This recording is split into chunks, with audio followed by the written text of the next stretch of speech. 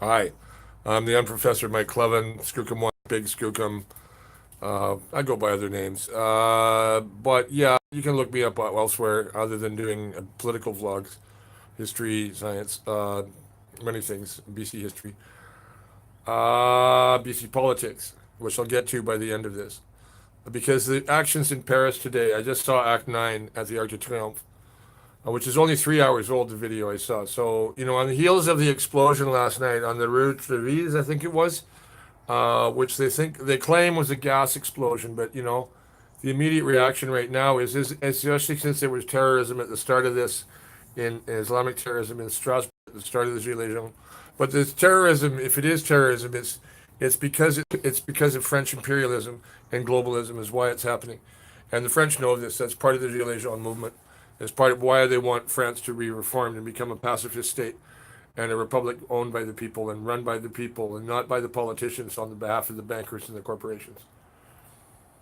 And the discussions in Canada right now are about what a falsity Canada is, about its lack of treaties and the ways it's violated its treaties and how it's just in service of a corporate entity. It actually has a corporation number, Canada. Apparently, somebody in Daicho, which is the Northwest Territories, is a place in the Daicho means the Mackenzie River. Daicho is the name of that river, and a community there, and other people there. One of the peoples there, of the Dana and Day, the land of the Dana, which should appear on the map like the Gitxsan with Wet'suwet'en Confederacy. Anyway, back to Paris. I'll get back to Mr. Trudeau in a second. So, Monsieur Macron, it looks to me like he's had to scrape the bottom of the barrel for his CRS Robocops, because there's a lot of, other than some big thugs he's got there, and there's reports that there's, East European mercenaries and stuff in there that he's hired from the other NATO bloc countries is to come in and put on French uniforms. But I see a lot of small people in those groups of CRS who are outnumbered and on the retreat, and they only advance when the water cannon lets them. But there's all kinds of little people hiding behind the big guys. A lot of them are women. They must be young people desperate for work because the blue vests who are offered an extra €100 to go back to the streets and war with the public of France. Most of those guys probably didn't go back, and Macron had to hire other people. So people desperate for that $100 a euro, he's using poverty to hire the CRS, other than importing mercenaries from other countries. Well, I'll tell you what, two can play that game, and Italy now is against Monsieur Macron, and that's the first NATO power to turn on Monsieur Macron. But then they have the Five Star movement, which is also a populist movement that has been blamed on being nativist, but is really about being Italian, and about being French as the yellow vest, and about being Canadian. Well, we got this really complicated problem here, but Monsieur Macron has shown that he is willing to use force to try and maintain the tyranny of the banks. Try, try. But he's got the whole of the Paris mob, and not just the Paris mob, he's got the whole of France against him. And the CRS, they're outnumbered. And if he thinks he's going to win this by using, his materiel, apparently those flashballs are a French invention. I thought they were Chinese supplied. But no, no, they're French invention. So is he demonstrating these for other world powers? Say, look at my crowd control device. Well, it hasn't worked too well, has it, Monsieur Macron? And for all the tear gas you've launched, I see people dancing in the tear gas. I see people advancing, running towards CRS troops. And the CRS troops have no military discipline at all. These are not militarily trained people. But unfortunately for Canadians, the RCMP and the Canadian military are militarily trained, and the military are combat trained, and actually so are the RCMP, and their history is written in blood and violence and internment and war on not just the natives, but on the people of Canada. So we have a dictatorship in Canada that we've been blind to because we've been told to be blind to it because our media is controlled. We are colonized completely and thoroughly. So we have the same situation as France, only unlike Monsieur Macron, we have the Gendarmerie Royale Canada, the RCMP, and the Canadian Forces. I still don't know how much this costs. So I have a cousin in Kitimat who's going on about, he said something about not liking the UN, and I said, well, because I mentioned UNDRIP, I guess, the UN Declaration on the Rights of Indigenous Peoples, but the Royal Proclamation also under imperial law means that the Gitxsan, Wet'suwet'en Confederacy and the Haida Nation, and all of them, they're all independent, the ones that don't have treaties, and Canada has no business being on that ground at all. Never mind arresting leaders of occupied states. Occupied. So I'm all for saying, okay, look, if the United States can reform itself, and can recognize the sovereignty of the native nations and will give them their Alaska corridor and to hell with Ottawa, I'm all for it. Alberta, do you hear me? Because what we need is a French Revolution link, but we're not having it here because the oil right, and we'll stop calling them monkeys because they're just guys who want to provide for their kids, but their kids are going to die if they keep on working in that industry. And there's all kinds of new enterprises and new technologies, like I've been finding out about with electrics, but geothermal and solar. There's all kinds of work in the new energy sector. There is no reason. The only reason to keep the oil and gas sector going is because I read an article about Fort Mac. They have 40 years of financing to pay for it. They have to keep it going to keep the banks floating. To keep the banks floating. The oil and gas industry is too big to fail. And you know what you do with something that's too big to fail? You let it fail. The same with the Canadian media. CBC, has become a propaganda corporation, but it always was. And all newspapers were always founded as political stumps for politicians, not just in British Columbia, but British Columbia in particular is a media tyranny.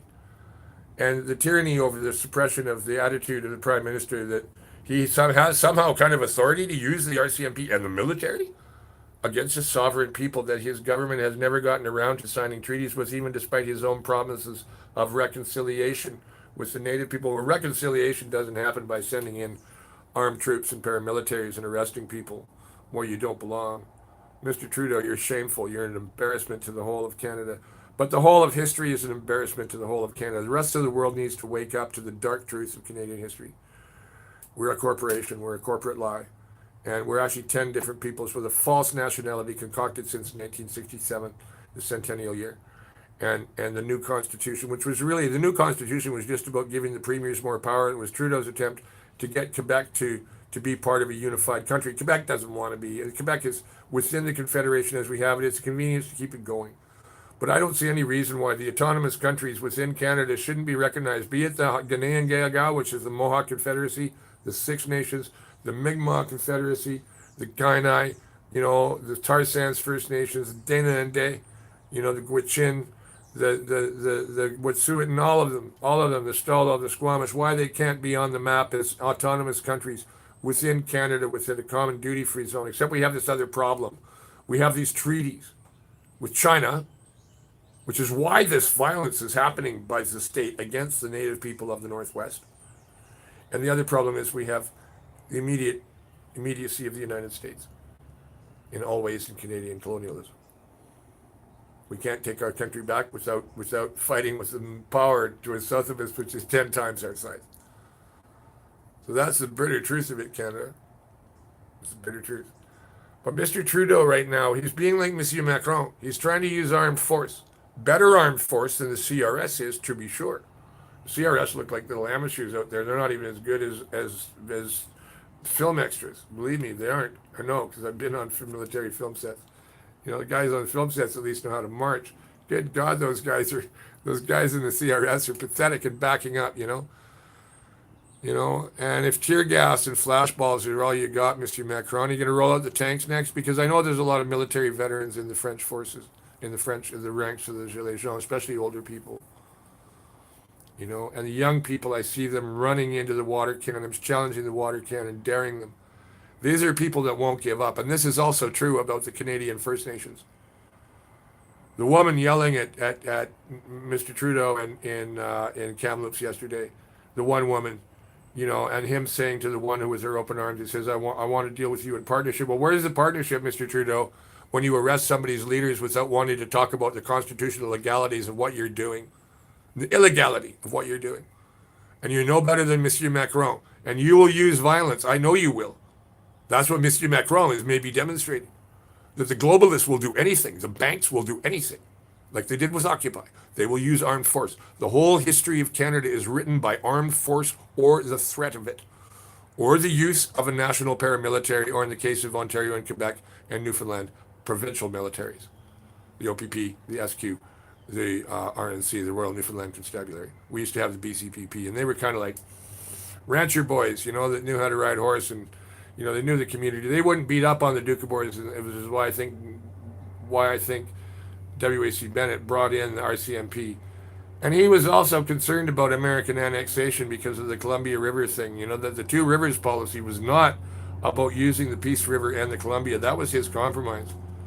The compromise of the two rivers policy, the real two rivers policy, was to flood Golden, Cranbrook, Nelson, all of it. There would be a big dam in the States, and the Selkirk Range and the Purcells would be an island, maybe two. I'm not sure how high that dam was supposed to be. Another revisit on the Missoula flood. Watch my stuff on the Missoula flood and the meteor impacts of 12,800 and made the drive-by in 6,000 BC. And it's all really interesting. It all relates to around here. But around here, these people have been around here since then. The Wet'suwet and the Stolo, the Squamish, all of them, they've been here since then. The Seashell, remember when there was ice in Seashell Inlet? It's in their creation legend. In Lillooet, the mountains were closer together. Yeah, well, they will be if you can leap deep across from peak to peak across the ice for the animals to cross from range to range easily. Yeah, sure, of course. You know, so the proto-history of BC is right here in our face. It includes the history of the medieval, let's call them duchies, not chieftaincies. These are duchies and counties like they are in England and the Wessex, Mercia and the ancient kingdoms of England. That's who these chieftaincies are. And they had many, many people. They had as many people as many of the medieval and Renaissance kingdoms of Germany and Italy and France and so on. The duchies and all that stuff, right? We were a modern technocratic power using illegal force and a fiction of incorporation. And there is no incorporation over the Pacific Slope or the Yukon Basin or the Mackenzie Basin. You hear me? Like this is how illegal this is under international law. But Monsieur Trudeau, because of his pretty boy image and aren't I a feminist? Never mind that I was mansplaining over a woman the other day. And he's not doing anything to go after the Canadian Yellow Vests because he's not afraid of them because they're on the same agenda. That he wants a pipeline, they want a pipeline. He's ready to arrest and go to war for it. They want him to go to arrest and go to war for it. This is done for their benefit and because China has 1% stake in the pipeline. But China has no treaty with Wet'suwet no more than Canada does. The FIPA treaty, the Vladivostok treaty, is not binding anywhere that the Crown does not have treaties. Harper had no authority. And so there is no, it may say Canada and British Columbia, but no, the indigenous governments, the traditional governments, are not signatories to the China FIPA treaty, and they have title in British Columbia, over 85% of British Columbia. So China, you hear me? Back down. But this must be interesting, the United States to be watching, and the destabilization of Canada right now, I believe, is probably an American machination to do the final manifest destiny annexation of at least BC and Alberta. They don't really want Ontario. It's a rust bucket. They've already got it captured and a captured economy anyway. They might take the Maritimes as a whole unit, maybe. I don't know. I think the Maritimes might want to look back at getting back with Ireland or something, make their own North Atlantic Confederacy with Iceland or something, Greenland, the Faroes. You do a lot better there than have to deal with the loony Canadians. Canada is a fiction. We are 10, 12 different countries, hold on the top of 500 different countries. And BC is an ugly fiction. So it's Paris is the center of Western civilization since the Middle Ages. Actually, more than London is actually. Since the Middle Ages, Canada is the outer perimeter of it, and a colony, an imperial colony of once Great Britain. And British Columbia, a tiny little footprint that Britain retained, so it would have access to China. And so on. The how we became and didn't stay part of why we didn't become part of the United States was happenstance, chance, Britain not giving a shit, but they needed that railhead. Otherwise, we'd have a whole bunch of big coast here all the way from California to what's now Alaska. The U.S. would never have come here, but Britain had no vision beyond the Atlantic, beyond its own fiefdom. So be it. That's all they have now. Same with the United States. The United States doesn't understand the world that they want to rule, and that's why they can't rule it. Monsieur Macron is trying to be the guy who can fix Europe, to keep united Europe together by suppressing nationalism within his own country. But it's not nationalism. This is the will of the people. This is people who want change, and they want their direct hands on the democracy, and they don't trust anybody who is a banker, anybody in any organization, same as the Icelanders don't. They don't trust anybody. They want to vote on everything, and Canadians should be doing that too. And I think that we as Canadians, You know, like I said, I had a cousin in Kitimat who was mad about the UN, and I says, well, so you support using armed force to override the legal rights of other citizens, and they're not citizens because the get Sam suit and you test them, they're not citizens because they don't belong to Canada. And I know many of my Slatland friends believe that and feel that way, and it's the truth. For them, it's the truth, and it is the legal truth that they're an occupied people. They are our Palestinians. It's gross. It's terrible. You know, it's awful what happened to the U.S. and the different, you know, Wounded Knee and Standing Rock's much more visible because of the U.S. TV camera everywhere, and there's way more Native Americans. Although, of a percentage wise, the First Nations people are more of a percentage of Canada than First Native Americans are of the U.S. And I hear that Native Americans are on their way to the Nechako. And they have the right to cross the border whenever they want due to the J. So Mr. Trudeau has taken on the First Nations of Canada, who at one point during the Idle No More thing rallied on Parliament Hill in 30 below weather, 30,000 of them. If he thinks he's going to win this against them using the Mounties, who they've already fought against for 115, 120, 30 years, however long the Mounties have been around, 1875, so 135 years, Royal Northwest Mounted Police. And the use of the Army and the military on sovereign territory is a shame and a travesty. Un honte, as they say in France, selon Macron, and the use of armed force against the people of France. This is Canada being an invading force in a sovereign nation that it has illegally occupied and tortured and interned the children, including the ladies who are defending that bridge. I think they're both residential school survivors, which is our euphemism for children who were raped by the priests and beaten for speaking their language. Residential school survivor. It's such a loaded term. I have many friends who are. It leaves a mark on you forever. It leaves a mark on your whole culture when what happened to you was done. And you see your land taken by the Wet'suwet'en country or the Bridge River country where I'm from. You see that taken and strip logged, and the people who move in hating you and treating you like garbage and taking your children and oh, jeez, you know. Ethnic cleansing was done in Canada. It was done. It was horrible long before Yugoslavia came along. But Europe's been doing this for centuries, for millennia. But Canada is just an extension of European civilization as a false mandate from a crown on a distant shore that's become a legal abstraction, self-authorizing the creation of an armed force that is out of control, I believe, of the government of Canada, which also cooperated with American authorities and arranged the Mung arrest, as well as the Bush treaties and the Vladivostok, maybe the Vladivostok Treaty, but classifying environmentalists and native leaders as terrorists. Well, if that's what you want to do, as the explosion in Paris this morning suggested, then perhaps that's what you're going to get. And I'm not a Squamish 5 advocate. I spoke against them at the Hat Creek gathering in '83 because they incurred violence that got all of us under surveillance. And we've all been under surveillance since then. Nobody think that this is not a police state.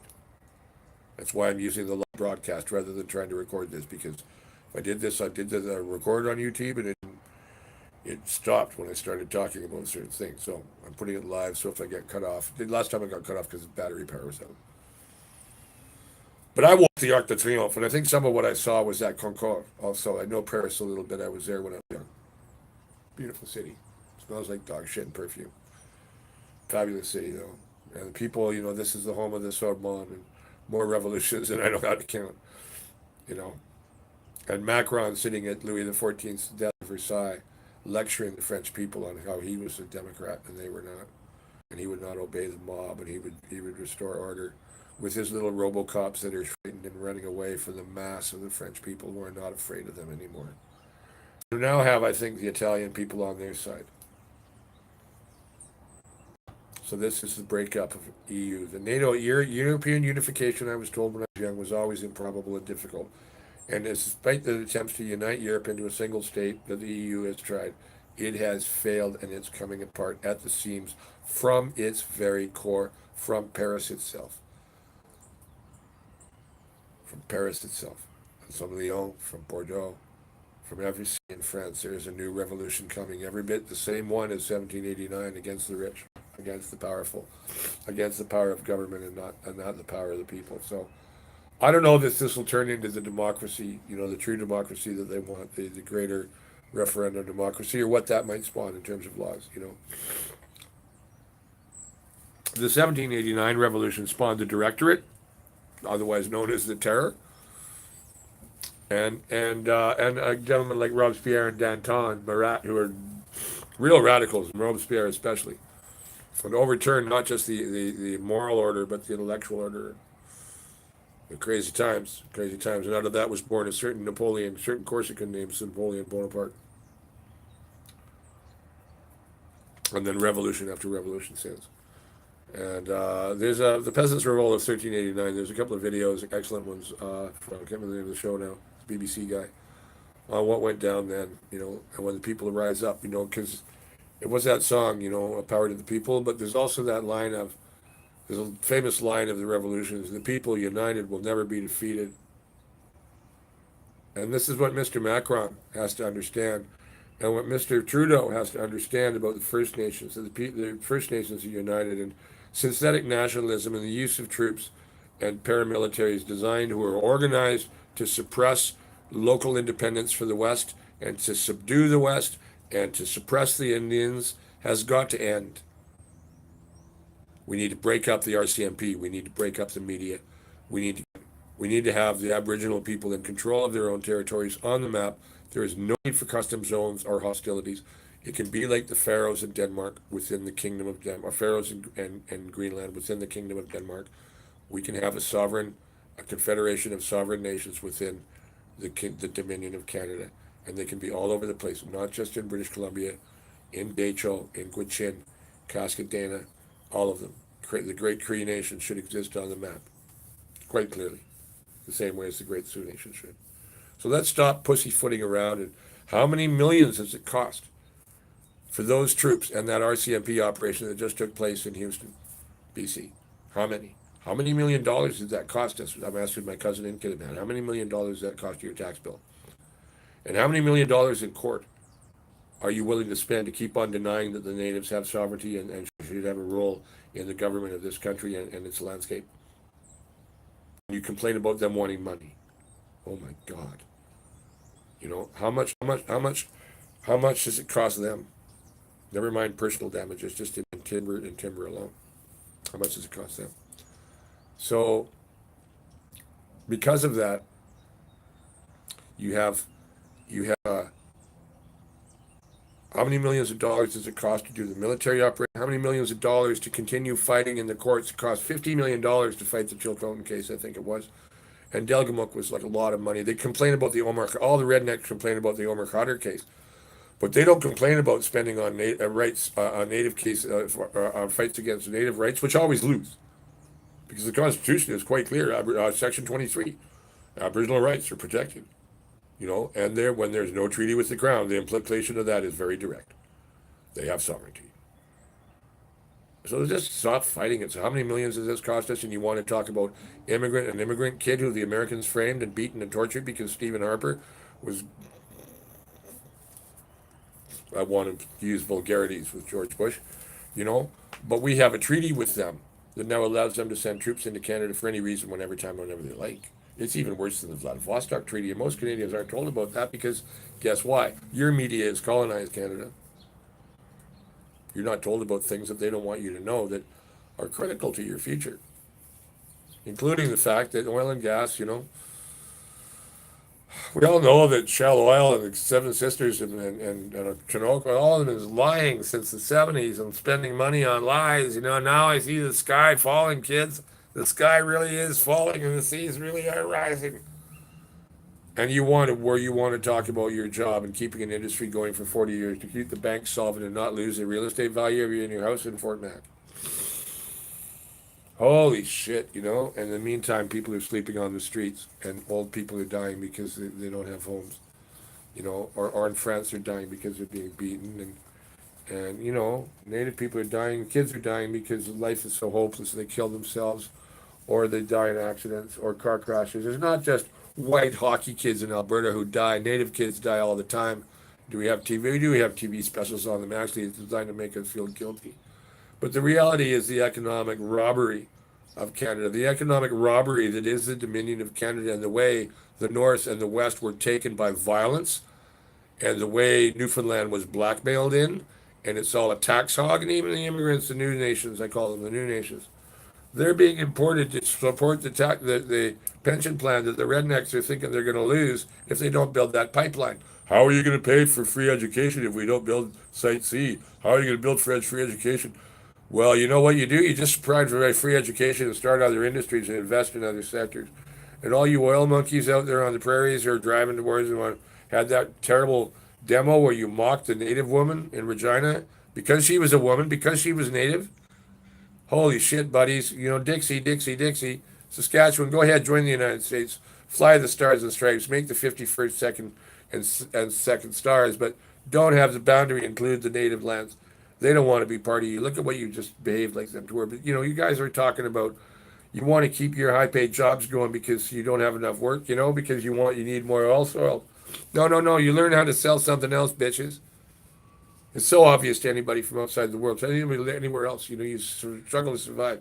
The time they do anything, they might wash a car or open a laundry to pay for their mortgage. You know, they'll do anything. But you guys are not wanting to train yourself in the new technologies that are around. Why? Because they're green technologies. Why? Because the Greens talk about them. No, all you rednecks on the prairies. You got to start looking at the Green Party. There's a Native woman leader in Calgary. She looks really interesting. She's Tsutina, I think, or kind of. I'm not sure. The First Nations own this country. They were robbed of it. And now they're standing up to Mr. Trudeau in the way that the French people are standing up to Monsieur Macron. Now, not enough white people are standing with the Native people. I don't know what. I've seen a lot. I saw the Ottawa guy, white guy in Ottawa one, as a thing on the Real News. It was very good about telling why he supported it. Even out there in Ottawa, he understood the legal situation of the Wet'suwet'en, the constitutional reality of their independence, their effective independence, which means that they have been occupied. And as children, they were brutalized and raped by the Canadian state with the instigation of the churches. And all their trees taken, and all their gold. You know, and yeah, okay, so there was slavery on the coast. I don't think it was slavery, and so was the Tsimshian, and so they all were. But so was white men, you know. But, you know, they hold their lands. They had title. They were the government. The hereditary government is the same as the Duke of Cornwall or you know, the Duke of Normandy. You know, these are the titles of the hereditary chiefs of the Gitxsan and the Wet'suwet'en. Get them to, you know, as a sovereignty, like a county within an earldom, you know. And what do? We got troops from Quebec, or I don't know where the troops are coming from, but the Mounties are usually half French at least, and they're trained in Regina, and they all speak French. Often orders are given in French the same way they were at Seton Portage in 1990. You know, and we know that there's racists in the Mounties. We know there's racists in the military. And yet we have no independent authority to inquire into the military or into the RCMP rather. We don't have an independent civilian authority, and we don't have civilian oversight in British Columbia, which Christy Clark didn't bother including in her re-signing of a contract with them. So like the treaty with China, I say just fuck it. Just fuck it. America, reform yourself, get rid of the yahoos. I don't know what's going to go up and down there, and we got to deal with it when it does. But the native nations here have the legal right to exist. And they always have. And they've been robbed and raped. Monsieur Macron has shown he is willing to use force against the people of France to defend the power and the rule of the banks and their robbery of the people of the earth. And Monsieur Trudeau has shown the same. He's shown and reminded us all that the Canadian state and its map was founded by treachery, by betrayal, by overriding sovereignties, by ignoring them, by treaties that were broken on the prairies and elsewhere, by conquest, in the case of Western Canada, by everything else I've mentioned. Canada is a dark, dark, dark, dark, dirty secret. I think maybe the name of my channel might be The True History of Canada. The true and very dark history of Canada. I need a new name for this kind of channel. Because this is now Canada, the Native Revolution in Canada, which is starting. It is starting. I'm sure today it's on full bore. I haven't seen the news yet. The thing that's happening in North America with Trudeau, and what may happen with all the generals having left the White House, what that forebodes for the risk of uprising for the Trump presidency. Well, the military aren't on the Trump side, so you know, neither is the Pentagon or the CIA. All those guys, they'll be on the side of preserving the American state as it is. Now, Monsieur Macron is doing the same now. The Occupy movement failed because they didn't have the resolve or the coordination of the Gilets Jaunes. The Gilets Jaunes, they all had one kind of common identity and a really good network. And the Occupy movement didn't have the internet like we have it now. It didn't have social media like we have it now. So it's possible to relaunch Occupy, call it something else. I don't know. It's like in Canada, we need another symbol than the yellow vest. Because the yellow vest has been co-opted by the arch right here. So symbols can be stolen easily, just like the maple leaf was. When Sheila Cobb spread out maple leaves all across the country, and all Canada, Canada, da, da, da, da, da, da, da, the Bobby Jimmy song from Expo '86, and after the Constitution and all this thing about multiculturalism or how we're all Canadians now, yeah, we are. But because of that, we've had to come up with this false military glory history of Dieppe, which was a travesty. Vimy, to me, was a terrible tragedy, like Gallipoli was, which was Britain using Canadian bodies for its own sake. Canadian boys, whole towns in BC disappeared. Wallashene's only the most famous one. So, fighting for war, what for who? War, what does it mean? Absolutely nothing, except it means power. And that's what Mr. Trudeau wants to keep, is his power as Prime Minister of Canada, just like his daddy had. And his daddy used the War Measures Act. His daddy was okay with Bill Bennett using armed force against British Columbians in 1983. The Duke of Board thing. And all this stuff is also with the approval of the federal government, the tacit approval, whatever the provincial government pulls, including Ontario's seizure of Kenora from Manitoba by violence. The hidden history of Canada is really ugly. I better stop this and try and get back to my packing. I'll close up by saying I watched the Arc de Triomphe video of Act 9 today. It's only 3 hours old. The CRS are on the run. They're very amateurish. They're completely outnumbered. I don't know what else Monsieur Macron has up his sleeve. I mean, they're not firing when they could be, and they're backing up. They're not trained military people. They're not in formation. He doesn't have enough of them to take on 90% of France. Monsieur Macron's days are numbered, and Mr. Trudeau.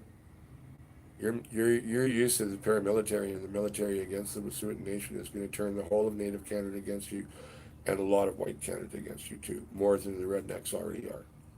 So you just resigned, Mr. Trudeau. To me, you just resigned. Now you can pretend to hold power like Monsieur Macron has done, but you have lost all legitimacy, sir. Justin Trudeau, you don't deserve to be Prime Minister. We don't need a Prime Minister. What we need is sovereign nations across the North in a peaceful relationship with the United States, with a common defense policy and a common trade area. But the native areas they need to be compensated for all the wealth that was taken from them, the billions that came out of the Skeena, Bulkley, and the Chaco, the billions of dollars. Where is it?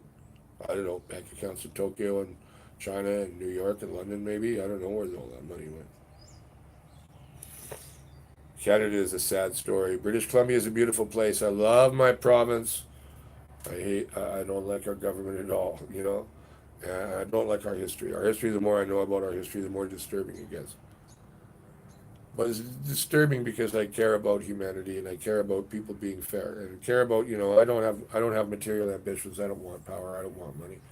I just want to have a nice life and make music and study history and look at the mountains and have a dog, seen a lot of the world. I want to see more. So I'm going to run a Patreon eventually when I can get around to it once I settle down. You know. But I wanted to make my thoughts on Act 9. Should have done this in French, but I need a French friend around to talk to all the time to get me in the group. Or I could sign off in French, but I won't right now. I'll just sign off. You have a nice day. This is Mike Clevin, Big Skookum 1, numeral 1. Skookum in French. Skookum and Skookum Chinook Jargon. Tamanas, man. Those are some of the names I go by. Michael the One Eye, Michael the Walker, Michael the Talker, Michael the Traveler. Michael who's in search of a reason for existence in the world. And I look back at the ancient past. Is it escapism, or is it because I'm trying to figure out the origins of human behavior in the mind and all the reasons that we fight in war and want to own property? Well, property is all about fear of death. Property, filthy lucre, as philosopher Norman Brown writes about in, I think it's Love and Death or Love's Body. There's two books he read. It's in one of them where he says that filthy lucre, lucre is an anal obsession. That is a thing with being clean and being tight. And so luxury wealth is all an anal fixation. So I'm just being a Freudian in history. I'm quoting stuff I was, read. But there's a lot of history that's all fusing in the ancient stuff that makes a hell of a lot of sense now. And now we really need to have a long look at the Wet'suwet'en War is only the latest phase of this. There's been all kinds of things in my lifetime, native conflict in Canada, labor conflict before I was born too, of course, the Doukhobor conflict, and the Skeena War. Usually history, like the way the Canyon War and other things in BC history, the La Mancha War, are sort of dismissed by historians now, but the Skeena War is just like, oh, and now I want to go back and hear the Gitxsan side of that about what happened along. Maybe it was Kitsilis. I think it was the Lower Tsimshian. Kitsilis resisted the miners coming up for the Cassiar Gold Rush. I got to look into that. You know, that this country is the Gitxsan Wet'suwet'en Confederacy has resisted the white man for years, and we didn't even we voted to include by our plebiscites in Comox and Nanaimo and the Lower Mainland and the few that were in the Caribou. We voted to join Canada and claimed the right to take all the territory to the 60th parallel with us, without having anybody there to do that vote. And all the people living there that we wiped out the rights of never got to vote. And they fought back in the Skeena War. They fought back in the courts, and they've been fighting back since. How many more millions will it take before, in court costs and human lives? Human lives, yes, there's been human lives lost. Who are the missing and murdered Indian women, you ask yourself? And the native death rate from, and domestics also are part of the casualties of war from the Canadian occupation of the native nations of the northern half of North America. It's an ugly scenario. The Dominion of Canada is an ugly lie. So, Pacifica, Cascadia, they have this thing about Cascadia, but I have yet to hear a Cascadian advocate to talk about integrating native sovereignties into it. And I think that's the only path to such a concept. That until the Cascadians can reckon with the reality of First Nation sovereignty, Aboriginal sovereignty, within their scheme for a new independent Northwest, it's not going to happen. And you also have to deal with the fact that the United States is just not going to let go of its Puget Sound military complex. My cousin who doesn't want UNDRIP to come in the UN, I said, well, we should have UN observers here for a plebiscite in the Wet'suwet'en country. Do they want to be in Canada or not? We should have a UN plebiscite. He doesn't like the UN, but I think it's also about, I have this other idea to bring the UN and relocate them from New York to Vancouver Island on the treaty lands, and because they need to get out of the U.S., But having the presence of the UN here would help guarantee the sovereignty of the native nations against the manifest destiny of the entire continent, including Alberta and Saskatchewan and Manitoba, to necessarily, inevitably become part of the United States. As Muriel even talked with McKinley, was it McKinley? I don't know who it was in one of the rebellions. He actually had discussions on this website, dickshovel.com/two.html. Fascinating page written by a Native American about Canadian history. About Canadian history I didn't know about till I read that page, because our history is a lie. Our historians are liars. Our historians are academics, live in boxes. They don't know things outside their own field. They don't want to know. They want to know what will secure them tenure and the fat salary. And all Canadians want to get that pension plan. But that pension plan is only going to be paid for by the immigration that all the immigrants hate so much and want to stop, even though they want that pipeline built, which is also being built to supply the countries that those immigrants come from. They want to live in a bubble, the Albertans. Well, you can't. All the bubbles are about to break. France's bubble is about to break. Europe's bubble is about to break. The United States' bubble is about to break, and I'm glad I'm moving north of the border another 100 miles of that. It's about that from the border where I'm moving to, but also up a huge canyon. And the Lower Mainland here is a ditch between us and the United States. It's a ditch. Zero Avenue in Langley and Surrey is a ditch. There's no fence, nothing. A trench, Mr. Trump. When we talk about one, just Canadians, we talk about a Trump wall with the Americans all the time. Because of all this craziness. So anyway, I'm moving into one of the more native parts of British Columbia, the famous Clapper country of the Canyon War. So anyways, I have a feeling that if things escalate, I'm right in the heart of it. It's the heart of British Columbia history, the Canyon War, and the Central Fraser Canyon, the Lower Fraser Canyon. But right now, the heart of British Columbia history is unfolding in near Houston on the Maurice River and in the courtrooms. And hopefully in the international court. And I hope that Italy or someone rises at the UN and condemns Monsieur Trudeau. I hear already that the UN has demanded that Site C stop being construction. Mr. Horgan, the great progressive NDP that they've always claimed themselves to be, Same as they did in 1993, although it didn't have to really to do with an NDP matter, I guess. I don't know. But this is definitely an NDP matter, this pipeline. It's John Horgan's baby, and Mr. Horgan has built a pipeline across people who said they would resist it, and they are. And now he's perfectly okay with the use of armed force, and he's speaking platitudes. So I hope he loses the Nanaimo election by-election because of this. I hope this puts Michelle May in office, and Four Greens is enough of a voice to bring change. It would help if certain liberals would. And I don't know what's up with that Daryl Pluckett stuff. We have a hidden things go on in Canada, like the current trial of the sergeant at arms and the deputy clerk of the legislature in Victoria. Nobody even knows what it's about. This is the kind of secret state that we live in, we Canadians. And the rest of the world doesn't know about what we think was a nice country, who treats our people nice and nice. We have a cute prime minister who's really cuddly. No, he's a monster, just like Monsieur Macron, Monsieur Trudeau, Monsieur Trump, and Ms. May. They're all monsters. They're all monsters. And I speak of dangerous things at risk of my own life in the long run because I know who's been beaten here. I know what's happened here to some people. And I'm not being paranoid. I'm being like Thomas Pynchon. I'm just calling it like it is. I'm getting cold. It's hard to know how to dress with this sunny but cold weather. And I do need to go in. But I'm glad I did this. What a crazy world. So big. How many times have I signed off? Mike Levin, big skugum when signing off. January 12th. Commenting on Act 9 and also on Monsieur Trudeau and how Monsieur Trudeau and Monsieur Macron are both globalists using armed force to try and protect their power. And Monsieur Macron's Robocops, they're pathetic. They have no discipline and all. If he thinks he's only going to arm them with flashball grenades and rubber bullets and tell them to point at people's heads, if he thinks he's going to win a civil war with that, so what has he else got in mind? Real troops? Real tanks? Is he going to use tanks against the French people? Like China did at Tiananmen? Maybe. Maybe. Or as Scooby-Doo would say, maybe. So anyways, it's a big dark world. Nice sunny day in January.